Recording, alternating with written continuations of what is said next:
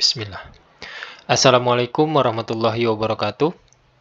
Masih di seri bahasa Inggris dasar. Pada kesempatan kali ini kita akan bahas tentang preposition. Preposition atau preposisi adalah kata penghubung yang diletakkan sebelum noun atau kata benda atau sebelum pronoun kata ganti, yang fungsinya untuk menunjukkan posisi, arah, waktu, tempat, dan sebagainya. Nah, preposition ini dalam bahasa Indonesia disebut sebagai preposisi, atau kadang disebut juga dengan kata depan.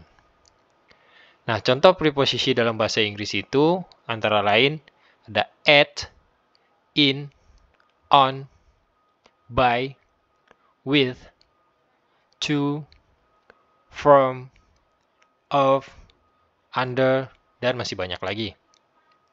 Nah, ini contoh kalimat yang menggunakan preposition. Yang pertama, the book is on the table. Buku itu di atas meja. Nah, di sini menggunakan preposisi on. Kemudian, the cat is under this bed. Kucing itu ada di bawah tempat tidur ini. Nah, di sini menggunakan preposition yaitu bentuknya under. Nah, preposition ini terbagi dalam beberapa jenis. Yang pertama, ada yang disebut dengan time prepositions, yaitu preposisi waktu. Yaitu preposisi yang digunakan untuk menunjukkan waktu atau kapan suatu kejadian terjadi. Nah, contoh time prepositions adalah at, in, on, for, since, dan lain sebagainya.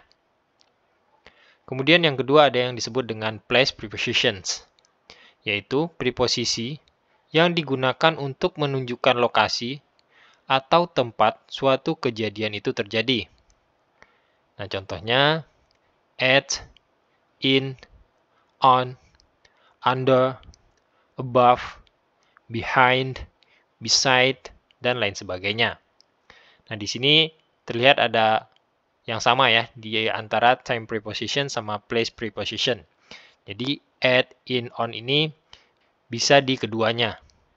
Bisa menjadi time preposition, bisa menjadi place preposition. Itu nanti tergantung pada kalimatnya.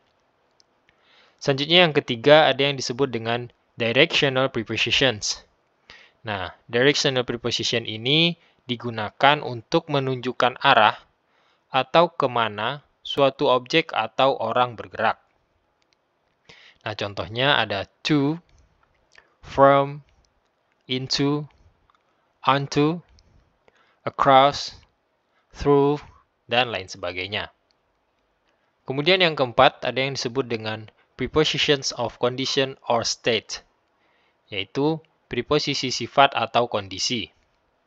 Nah, preposisi ini digunakan untuk menunjukkan sifat atau kondisi suatu objek atau orang.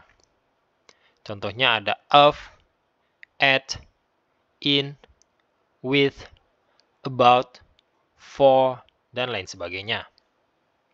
Kemudian yang terakhir ada yang disebut dengan compound prepositions, yaitu preposisi gabungan yang terdiri dari dua atau lebih kata dan digunakan untuk menunjukkan hubungan yang lebih kompleks antara dua atau lebih objek atau orang.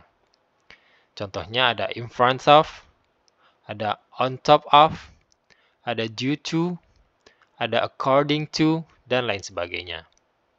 Nah, jadi ini penjelasan tentang prepositions dan jenis-jenisnya. Nah, jadi ini pengenalan tentang prepositions. Nah, lebih detailnya akan kita bahas satu persatu bentuk-bentuk preposition ini di dalam materi yang terpisah. Oke, jadi itu pengenalan tentang prepositions. Mudah-mudahan bisa memberikan pemahaman yang jelas kepada teman-teman. Saya mohon maaf jika ada kesalahan atau kekeliruan dalam informasi yang saya sampaikan. Teman-teman bisa menyampaikan koreksinya di kolom komentar. Atau mungkin ada yang ingin didiskusikan, silahkan tulis saja di kolom komentar. Terima kasih.